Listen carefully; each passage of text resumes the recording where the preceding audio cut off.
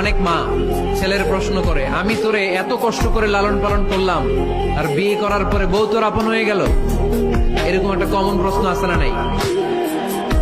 এক চালাক ছেলে মারে উত্তর দিছে, মা তুমি মা ডাক শোনার জন্য জীবনে কি কষ্টটাই না করছো।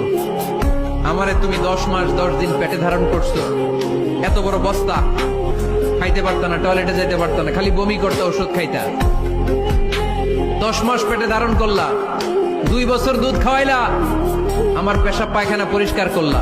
এরপর 2 বছর বয়সে 3 বছর বয়সে আমার মুখে বোল ফুটলো, তখন আমি তোমারে ডাকতে শুরু করলাম, মা মা। এই মা ডাক শোনার জন্য তুমি এত কষ্ট করলা, আর পরের বাড়ির মাইয়া বাড়িতে আইসাই তোমারে ডাকা শুরু করছে মা মা। তো যেই লোক তোমারে মা ডাকে তারে আমি ভালোবাসবো না কেন মা? ঠিক কিনা?